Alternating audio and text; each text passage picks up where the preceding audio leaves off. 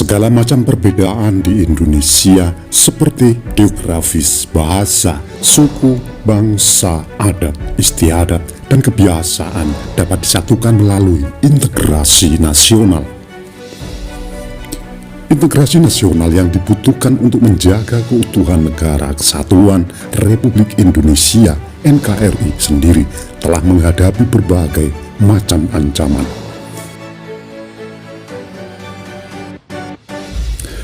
Salah satu ancaman yang didapat adalah ancaman militer. Ancaman militer adalah ancaman yang menggunakan kekuatan bersenjata yang membahayakan kedaulatan negara, keutuhan wilayah negara, dan keselamatan segenap bangsa.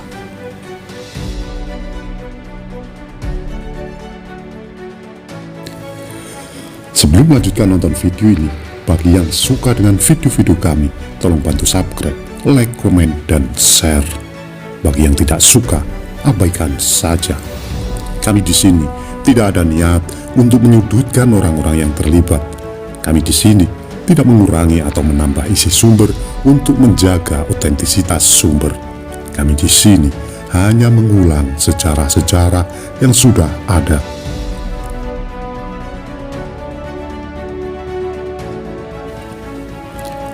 Ancaman militer terhadap integrasi nasional dapat berasal dari luar negeri. Bentuk ancaman militer yang berasal dari luar negeri sepanjang sejarah negara Indonesia antara lain adalah: 1. Agresi militer.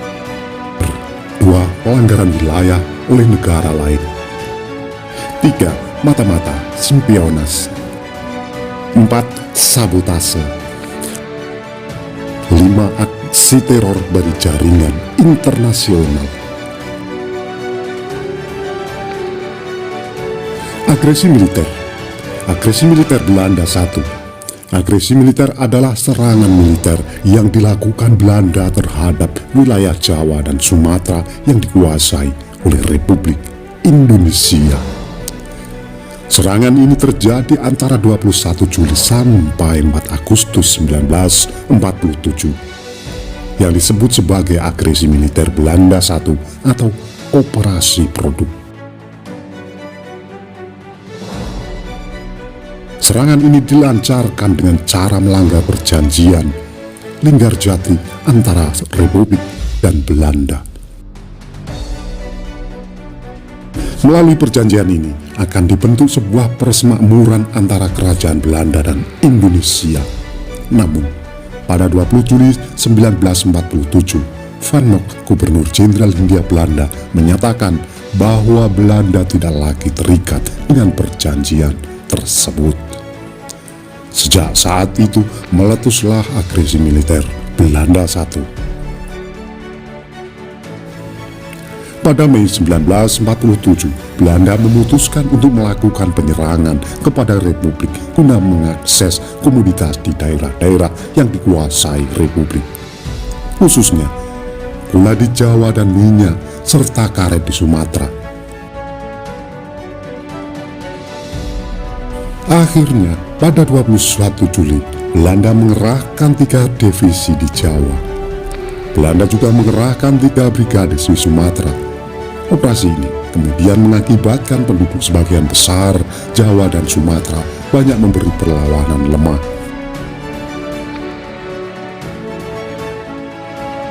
Namun, TNI dan pasukan tetap melakukan operasi gerilya dari perbukitan di wilayah yang dikuasai Belanda. Belanda membalas melalui serangan udara, blokade wilayah yang dikuasai Republik. Pemerintah Indonesia secara resmi mengadukan agresi militer Belanda kepada Perserikatan Bangsa-Bangsa PBB karena Belanda telah melakukan pelanggaran terhadap perjanjian Linggarjati.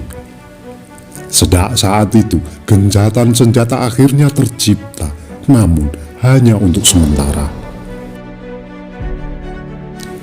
Belanda kembali mengingkari janjinya dalam perjanjian berikutnya yang telah disepakati dengan menggencarkan operasi militer yang lebih besar. Serangan ini dilakukan pada 19 Desember 1948 yang disebut agresi militer Belanda II.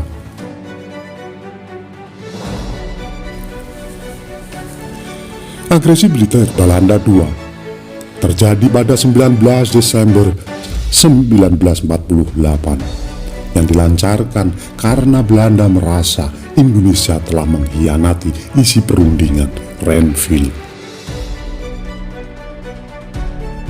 Kesepakatan dari perundingan Renville telah disepakati pada 19 Januari 1948, tetapi masih terdapat perdebatan pasca penandatanganan.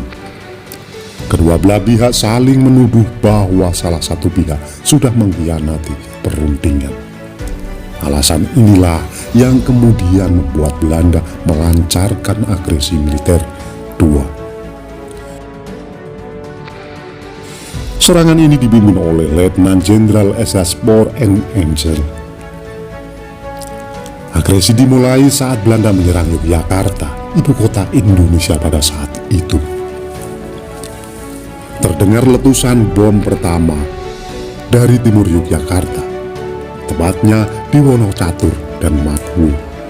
Keesokan harinya, setelah Belanda menawan pemerintah R.I. Soekarno, Muhammad Hatta, Sultan Syahrir, dan beberapa tokoh lainnya, Belanda menghentikan penyerangannya. Pejabat pemerintah RI pun mulai diberangkatkan ke tempat pengasingan. Tempat pengasingan mereka yaitu Pulau Bangka, Medan, Rastagi, dan Prapat, Kampung Dul, Pangkal Pinang, Bukit Manumbing. Pelanggaran wilayah oleh negara lain. Pelanggaran wilayah adalah penyalahgunaan untuk mengeksploitasi di suatu lingkup wilayah di mana suatu negara tidak memiliki hak atau berada di luar garis batas negara sampai melanggar batas wilayah negara lain. Beberapa wilayah negara lain yang pernah bersengketa dengan Indonesia adalah Pulau Sipadan dan Likitan. Sengketa Sipadan dan Likitan adalah persengketaan Indonesia dan Malaysia atas kepemilikan terhadap kedua pulau yang berada di Selat Makassar, yaitu Pulau Sipadan. Persengketaan ini mencuat pada 1967 saat keduanya bertemu dalam pertemuan teknis hukum laut antar kedua negara. Masing-masing negara rupanya memasukkan Pulau Sipadan dan Likitan ke dalam batas-batas wilayah mereka. Karena Malaysia memiliki argumen yang lebih kuat, di mana kedua pulau ini lebih banyak dikelola orang Malaysia. Oleh karena itu, Mahkamah Internasional memandang bahwa kedua pulau ini lebih stabil di bawah kepemerintahan Malaysia. Ambalat. Perseteruan antara Indonesia dan Malaysia masih terus terjadi, salah satunya di Ambalat. Sejak akhir tahun 1960, Malaysia membuat pemetaan daerah yang baru di mana Pulau Sipadan dan Likitan masuk ke wilayah negeri Malaysia.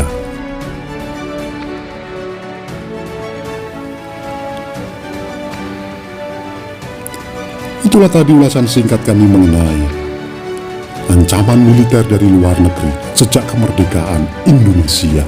Apabila ada kesalahan dalam kami menyampaikan, mohon diluruskan dan mohon maaf. Terima kasih yang sudah menonton sampai selesai.